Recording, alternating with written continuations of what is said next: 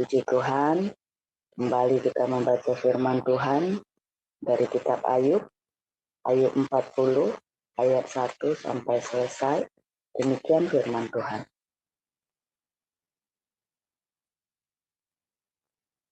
Maka dari dalam badai Tuhan menjawab Ayub, "Bersiaplah engkau sebagai laki-laki.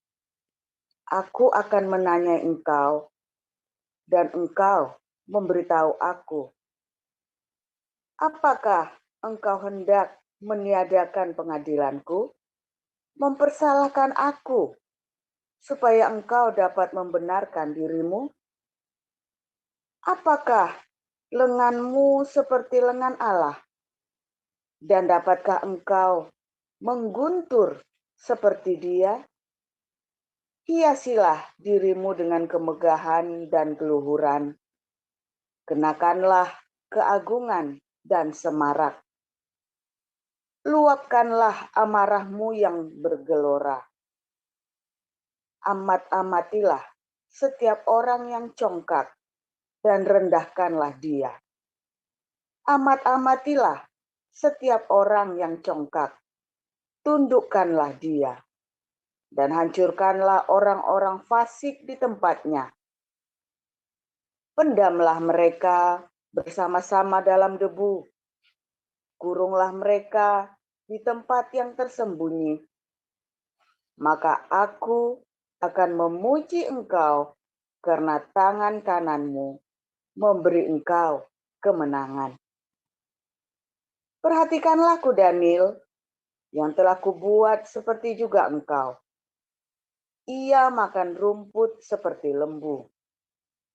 Perhatikanlah tenaga di pinggangnya, kekuatan pada urat-urat perutnya. Ia meregangkan ekornya seperti pohon aras. Otot-otot pahanya berjalin-jalinan. Tulang-tulangnya seperti pembuluh tembaga. Kerangkanya seperti batang besi. Dia yang pertama dibuat Allah, makhluk yang diberinya bersenjatakan pedang. Ya, bukit-bukit mengeluarkan hasil baginya, di mana binatang-binatang liar bermain-main. Di bawah timbunan teratai, ia menderum, tersembunyi dalam gelagah dan payah. Tumbuh-tumbuhan teratai menaungi dia dengan bayang-bayangnya. Pohon-pohon gandarusa mengelilinginya. Sesungguhnya, biarpun sungai sangat kuat arusnya, ia tidak gentar.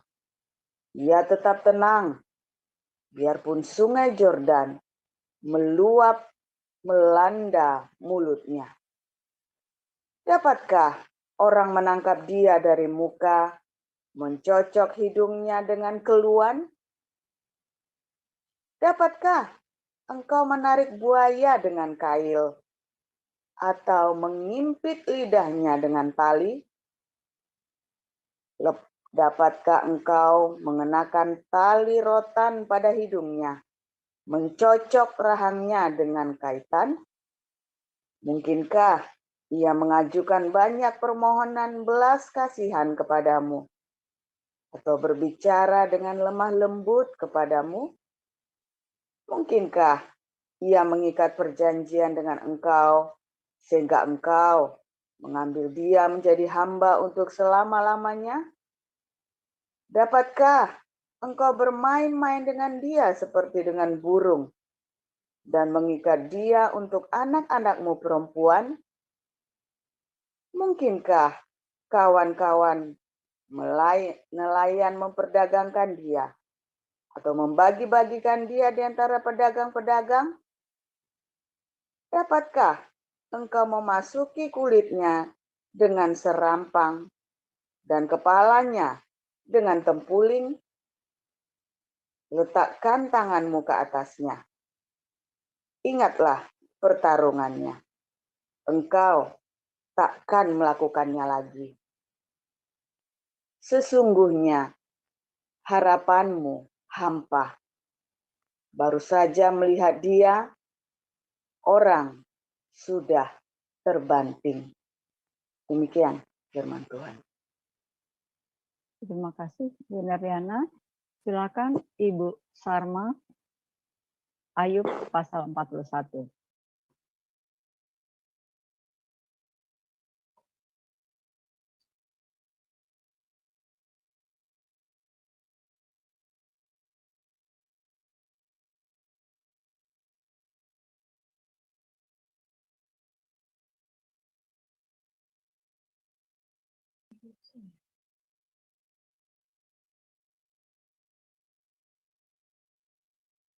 Ibu Sarma?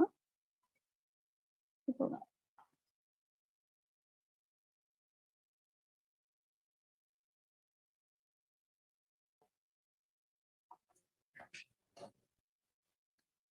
Bu Sarma belum buka mic-nya ya? Iya, ini unmute. Bu Sarma? Saya rasa dia belum siap tuh, Bu. Oh, Ibu Vin saja ya dulu. Ibu Vin, Ayub pasal 41. Baik, Bu Cinta. Saya lanjutkan bacaannya ayat 41. Orang yang nekat pun takkan berani membangkitkan marahnya. Siapakah yang dapat bertahan di hadapan aku? Siapakah yang menghadapi aku? Yang kubiarkan tetap selamat? Apa yang ada di seluruh kolong langit adalah kepunyaanku. Aku tidak akan berdiam diri tentang anggota-anggota badannya, tentang keperkasaannya, dan perawakannya yang tampan. Siapakah dapat menyingkapkan pakaian luarnya? Baju sirahnya yang berlapis dua, siapakah dapat menembusnya? Siapa dapat membuka pintu moncongnya? Di sekeliling giginya ada kengerian. Punggungnya adalah perisai-perisai yang bersusun terlekat rapat seperti meterai.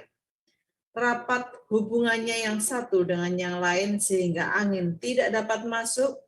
Yang satu melekat pada yang lain bertautan tak terceraikan lagi. Bersihnya menyinarkan cahaya matanya laksana merekahnya fajar. Dari dalam mulutnya keluar suluh dan berpancaran bunga api.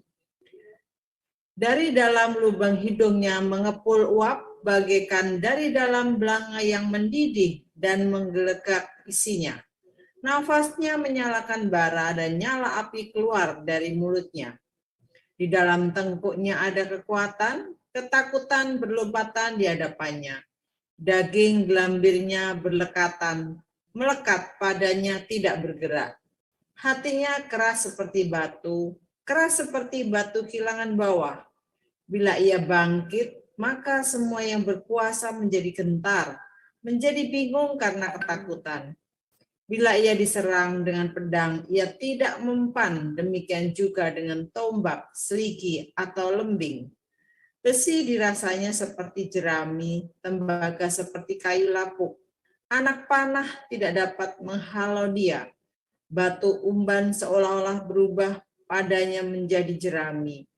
Gada dianggapnya jerami dan ia menertawakan desingan lembing. Pada bagian bawahnya ada tembikar yang runcing, dia membujur di atas lumpur seperti penggeretan pengirik. Lubuk dibuatnya berbual-bual seperti periuk. Laut dijadikannya tempat memasak campuran rempah-rempah. Ia meninggalkan jejak yang bercahaya sehingga samudra raya disangka orang rambut putih. Tidak ada taranya di atas bumi. Itulah makhluk yang tidak mengenal takut.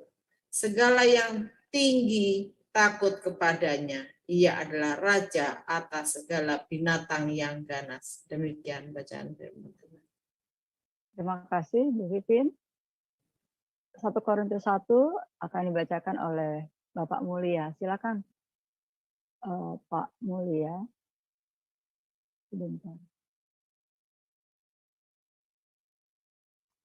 Ya, terima kasih Bu Cinta. Dilanjutkan pembacaan firman dari 1 Korintus 1 sampai dengan 31.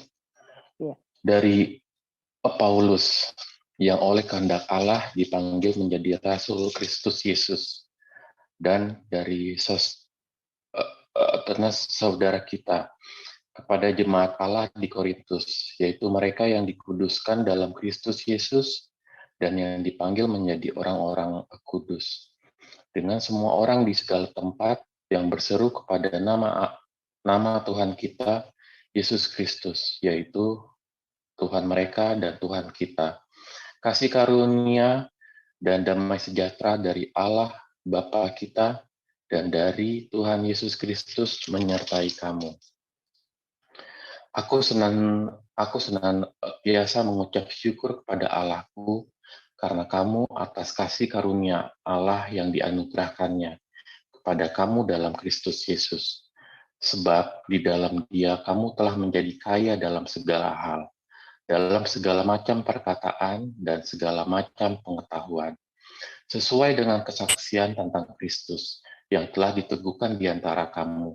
Demikianlah kamu tidak kekurangan dalam suatu karunia pun, sementara kamu menantikan pernyataan Tuhan kita Yesus Kristus. Ia juga akan meneguhkan kamu sampai kepada kesudahannya, sehingga kamu tak bercacat pada hari Tuhan kita Yesus Kristus. Allah yang memanggil kamu kepada persekutuan dengan anaknya, Yesus Kristus. Tuhan kita adalah setia. Tetapi aku menasihatkan kamu, saudara-saudara, demi nama Tuhan kita Yesus Kristus, supaya kamu seia sekata dan jangan ada perpecahan di antara kamu. Tetapi sebaliknya, supaya kamu erat bersatu dan sehati sepikir. Sebab, saudara-saudaraku, aku telah diberitahukan oleh orang-orang dari keluarga Klu tentang kamu, bahwa ada perselisihan di antara kamu. Yang aku maksudkan ialah bahwa kamu masing-masing berkata, aku dari golongan Paulus, atau aku dari golongan Apolos, atau aku dari golongan Kefas, atau aku dari golongan Kristus. Adakah Kristus terbagi-bagi? Adakah Paulus disalibkan karena kamu? Atau adakah kamu dibaptis dalam nama Paulus? Aku mengucap syukur bahwa tidak ada seorang pun juga di antara kamu yang aku baptis, selain Krispus dan Gaius, sehingga tidak ada orang yang dapat mengatakan bahwa kamu dibaptis dalam namaku. Juga keluarga Stefanus, aku yang membaptisnya, kecuali mereka aku tidak tahu.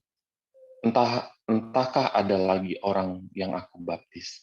Sebab Kristus mengutus aku bukan untuk membaptis, tetapi untuk memberitakan Injil.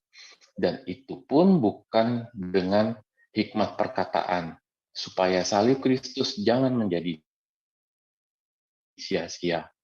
Sebab pemberitaan tentang salib memang adalah kebodohan bagi mereka yang akan binasa.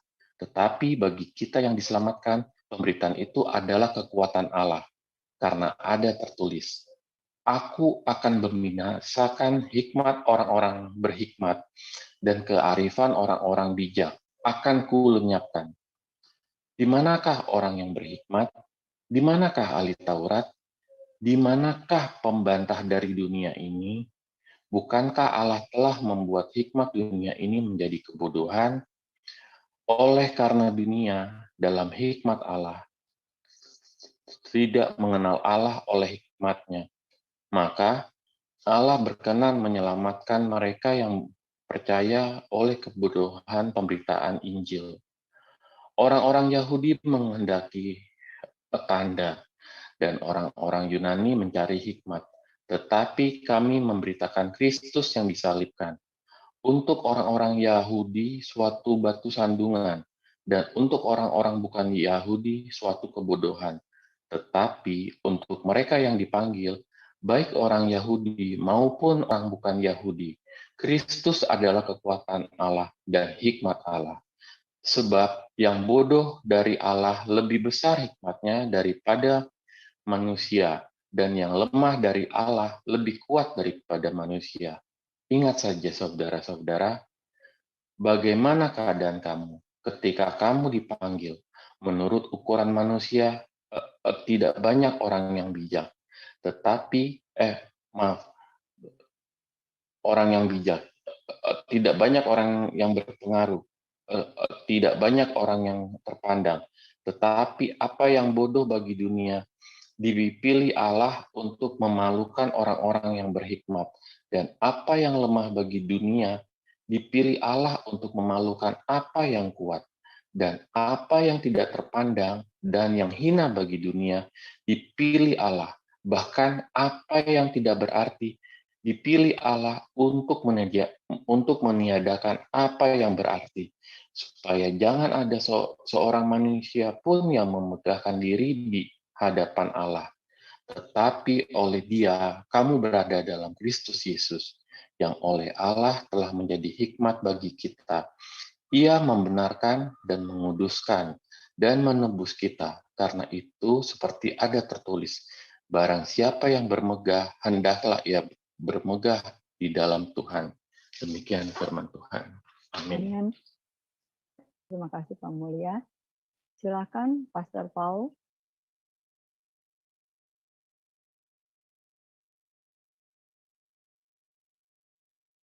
Ya, silakan Pastor Paul. Oke, haleluya.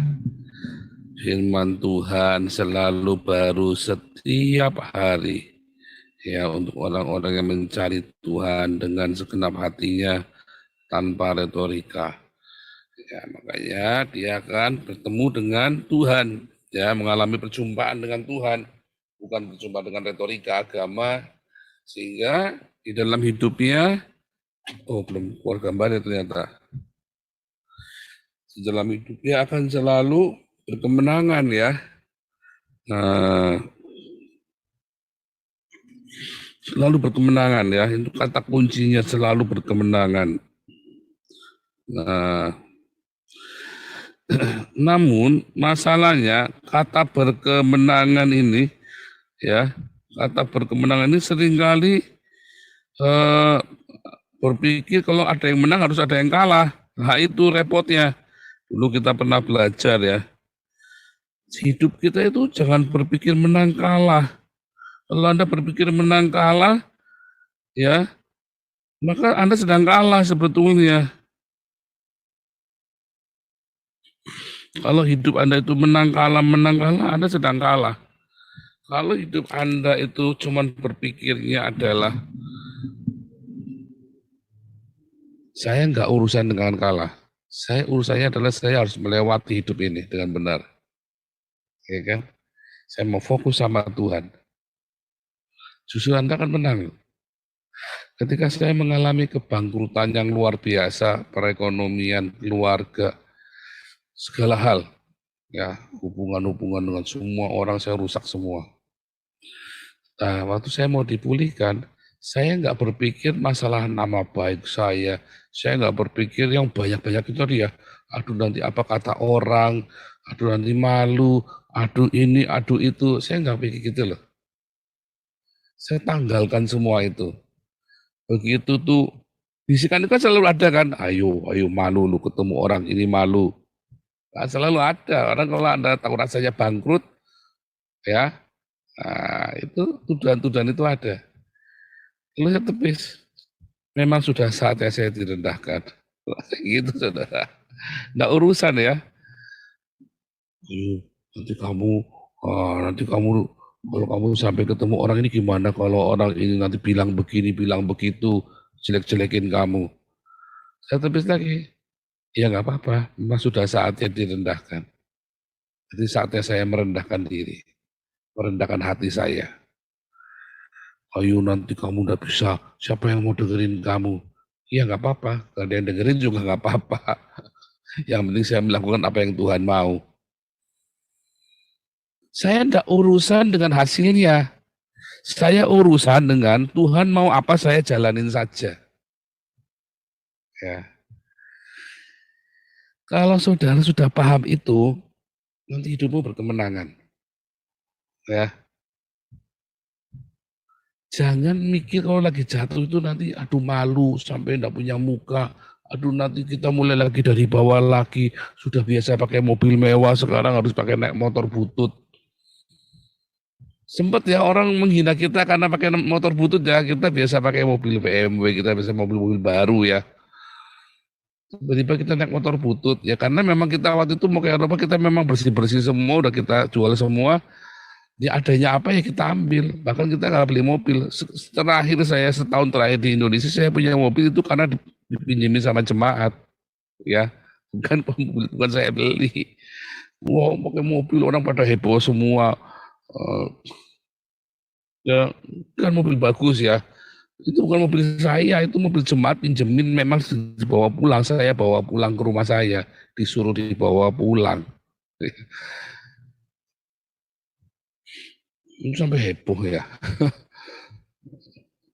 Cepat sekali naik langsung beli mobil, beli ini, beli itu. Bukan beli, itu dipinjemi. Bukan cepat sekali naik ya, beli mobil apa segala macam. Adanya motor butut saya pakai. Motor butut akhirnya rusak. Kita dapat diberkati, bisa beli motor yang lebih bagus. Akhirnya motor dipakai si Wisely, ya kan, yang lebih bagus. Selalu ada yang baik. Kita tidak kepikir, nanti harga diri, status sosial kita bagaimana. Ya mulai lagi dari bawah. Naik angkot. Ya, saya sempat ya, naik angkot juga itu ya. Saya sejak tahun 2000 sampai dengan 2010, 2014, ya saya itu nggak pernah naik motor, saudara.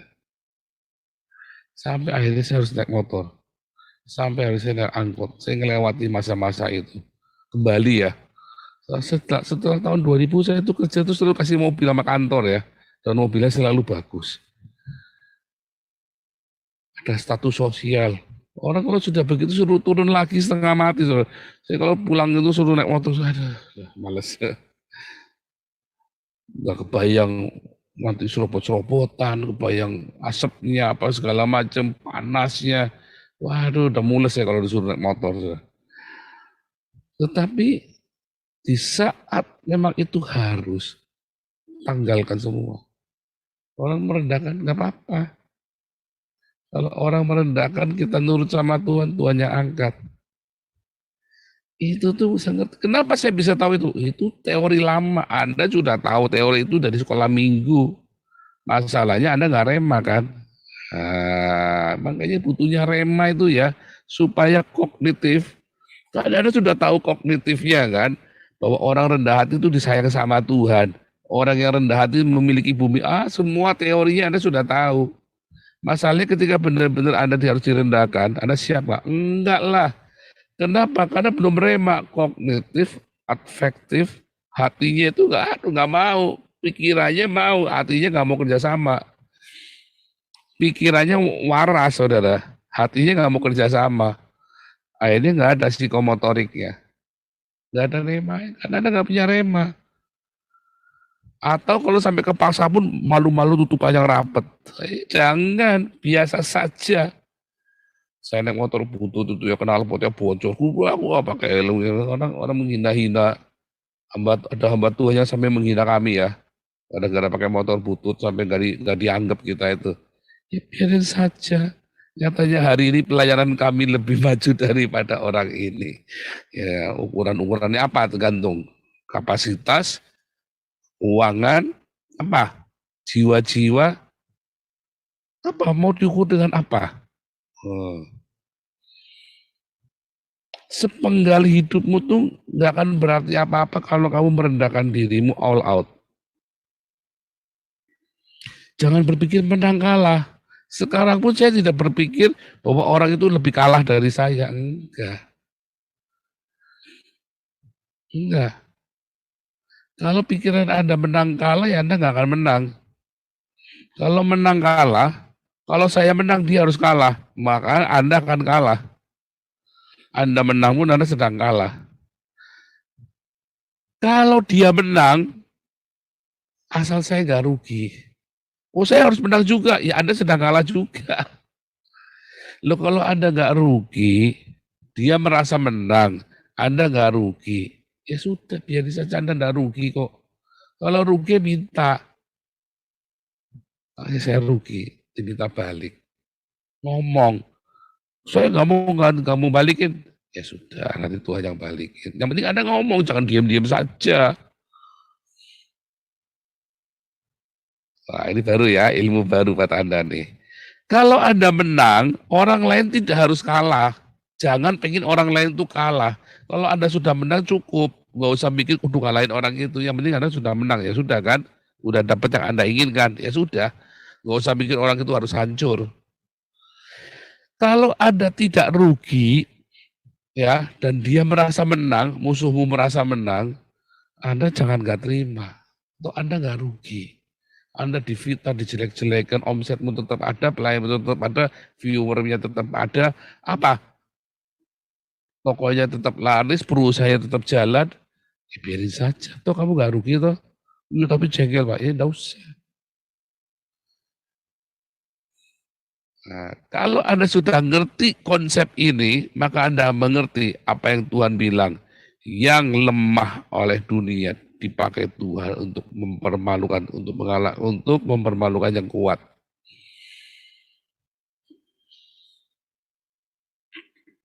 Saya kasih gambar ya.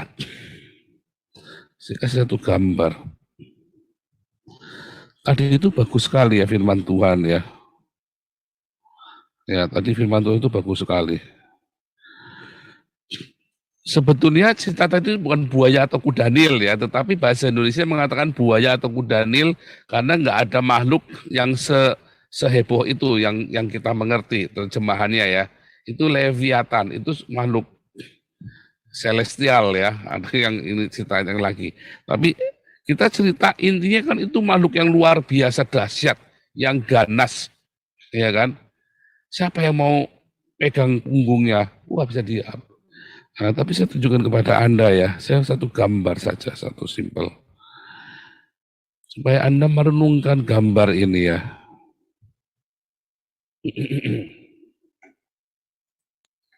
Anak sudah belum?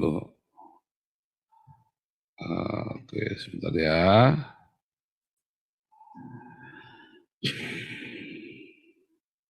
Nah ini ya. Ada burung seekor burung yang lemah. Saya lagi cari burung yang lebih lemah lagi. Ada burung yang lebih kecil lagi ya sebenarnya ya. Yang kerjanya itu nyari kutu di atasnya si kudanil ini ya. Coba Anda naruh di atasnya, Anda dibanting, digigit saudara. Ya, remuk.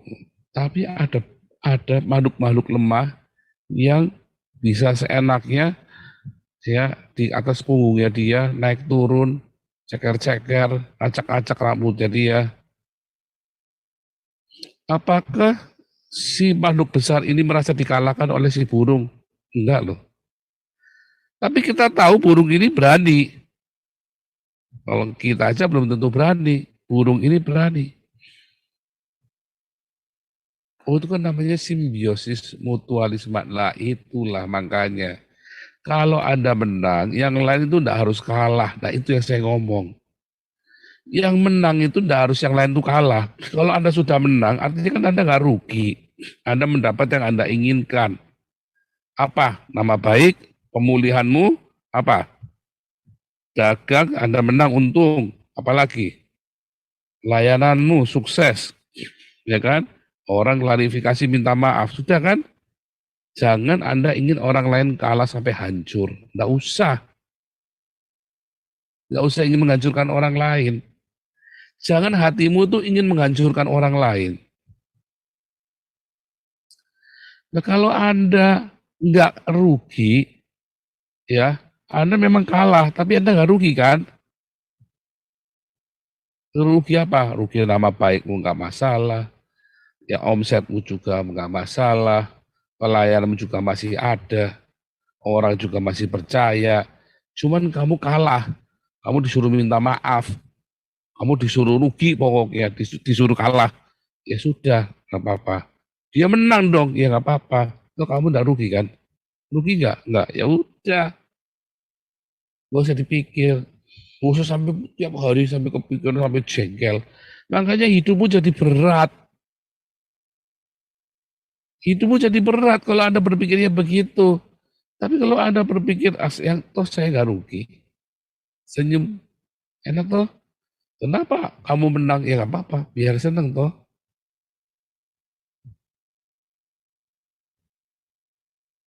Nah itu ya, kalau Anda berpikir seperti itu, maka Anda sudah punya kemenangan di tanganmu.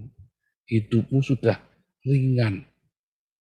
Sehingga langkahmu ringan, larimu cepat. Jatuh pun dalam penderitaan pun Anda bisa lari secepat angin. Ya, itu diingat-ingat kalau Anda ngalamin itu, nanti Anda bangunnya cepat. Makanya sepupu-sepupu saya tuh heran, kamu tuh kalau jatuh bangunnya kok cepet. Iya, karena saya nggak pakai meratap, nggak pakai pengen ngancurin orang, nggak kepengen dendam, nggak juga merasa kalah. Bodoh amat gitu loh. Bahkan saya remuk saja, ya berarti dia lebih pintar dari saya. Sudah, saya tak belajar lagi. Buang waktu dong? Enggak. Sekali saya pintar, saya akan amat sangat pintar. Wah, itu dia. Oh bisa mikir gitu ya? Karena saya punya rema. Anda kan tahu teorinya kan? Saya yakin Anda tahu teori ini. Masalahnya Anda nggak rema teori ini. Ini ketika Anda ngalamin, Anda termehek-mehek, mewek. Saya ketika ngalamin tak praktekkan. Nah, beda kan? Apa bedanya coba? Banyak orang mengalami, dia baca banyak buku teori-teori, nggak jalan. Saya tahu itu. Begitu saya terapkan, saya bangun. Orang remehkan saya. Semua orang yang meremehkan saya hari ini mereka tutup mulut. Ya, semua orang yang meremehkan saya 5 tahun yang lalu, hari ini semua tutup mulut. Ya kan? Semua orang yang meremehkan saya di masa kecil saya, karena saya miskin, kurus, kecil, ingusan ya, muka saya itu kotor ya selalu ya, selalu ada ingus ya, karena saya kan THT dulu kan, udah congekan, ingusnya meler begitu kan, sering radang tenggorokan, itu tuh penyakit dari kecil itu saya itu ya, sampai gendang telinga saya itu lubang.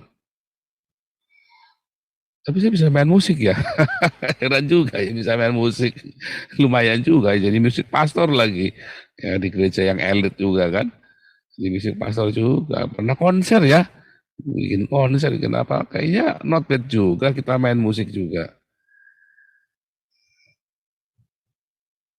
Karena ada sesuatu, apa sesuatu? Ya rema.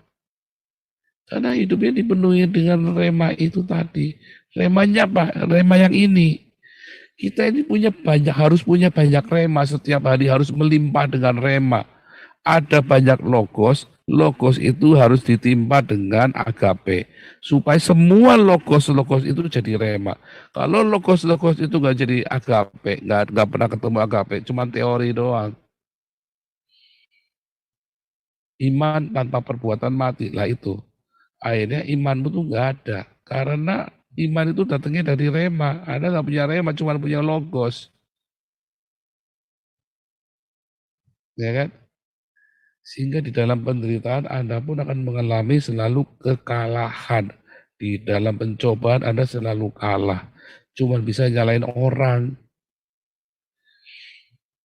Dendamnya enggak tahu ini, wah ya kan, kejut-kejut, kelojot kalau disakiti orang.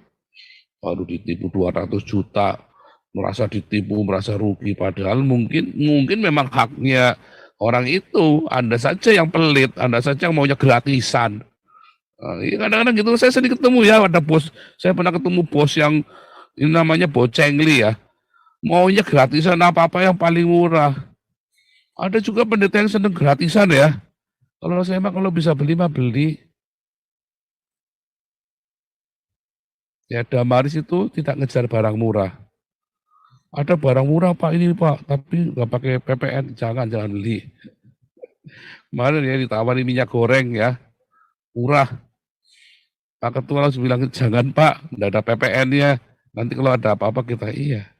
Bener, wah saya bilang ini memang Pak Ketua memang luar biasa.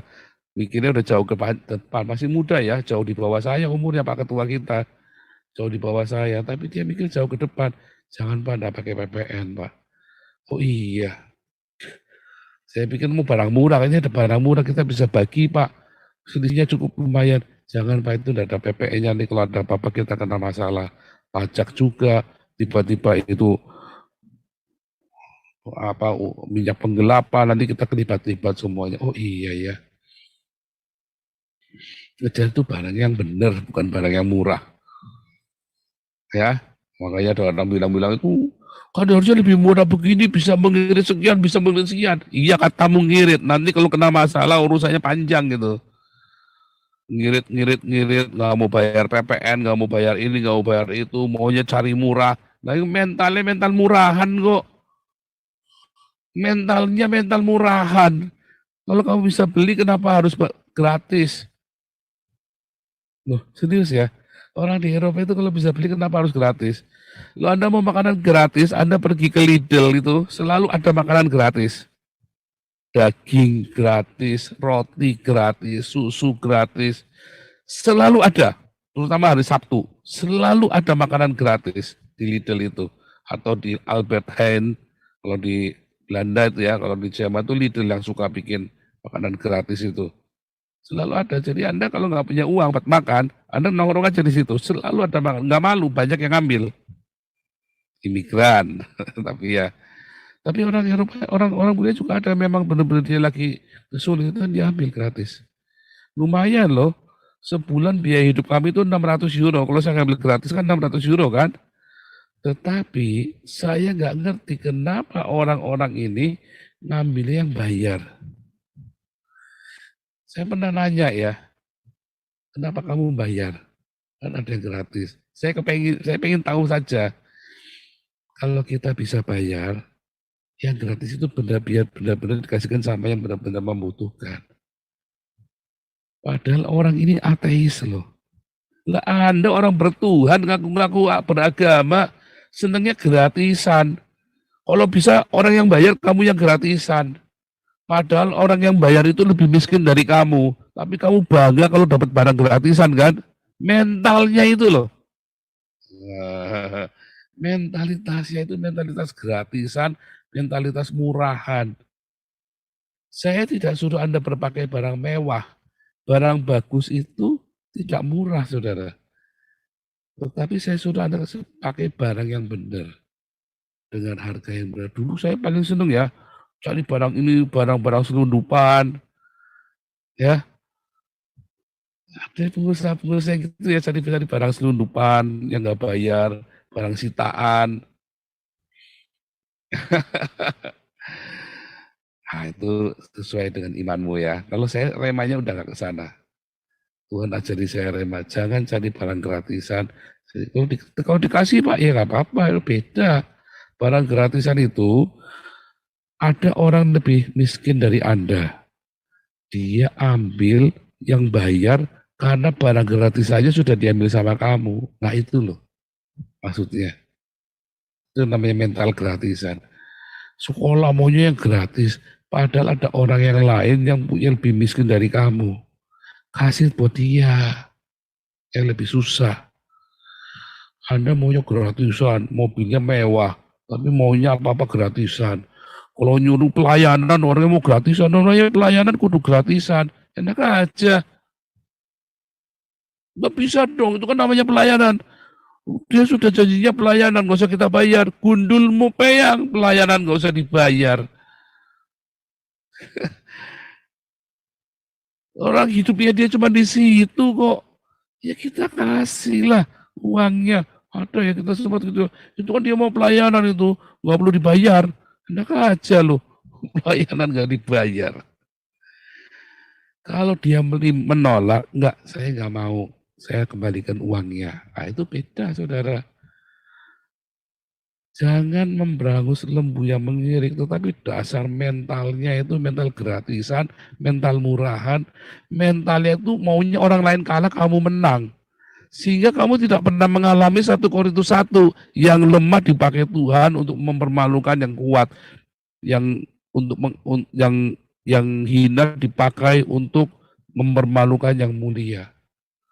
Kalau kamu sudah punya mental yang bagus, metanoia kepalamu, ya, nanti Anda bisa, ya, nanti Anda ngerti. Di dalam penderitaan, ya, bukan masalah kuat, bukan masalah hebat, lemah, enggak. Yang penting metanoia kepalamu itu loh beres. Sekalipun kecil, lemah, tidak berdaya, tidak modal, wah, hina, bekas penjahat kayak saya, tenang. Lakukan yang Tuhan mau, setia metanoia. Jalan. Libas semua saudara lawan-lawanmu itu. Libas semua. Ya. Hari ini kita punya jadi berkat ya. Rombongan ini kita. Anda di sini apa saya pernah nanya dosamu apa? Enggak toh? Uneliana dosanya apa? Ayo. Nggak pernah tak tanyain. Saya nggak tahu dosanya apa. Tapi semua jadi berkat kan? Anda semua jadi berkat. Saya tanya Pak David dosanya apa? Karena kita semua diberkati oleh pelayan Pak David. Ya, saya tanya Pak Hawi, ayo Pak Hawi dosanya apa? Sekarang Pak Hawi jadi berkat tiap sore orang nyariin Pak Hawi. Ya kan? Kita semua jadi berkat bukan karena kita hebat, tapi karena kita setia dan kita metanoia. Ya kan? Dan kita tidak mau menghakimi orang yang lebih lemah dari kita. Ya, kita nggak bukan masalah menang kalah, masalahnya saya mau seturut sama maunya Tuhan, saya mau jalankan kehendak Tuhan, yang kedua jalankan dengan metanoia. Perubahan yang budi dengan kerendahan hati. Ya kan? Metanoia itu banyak prosesnya, kemarin sudah diajarin ya, itu pelajaran yang dulu. Tuhan Yesus memberkati.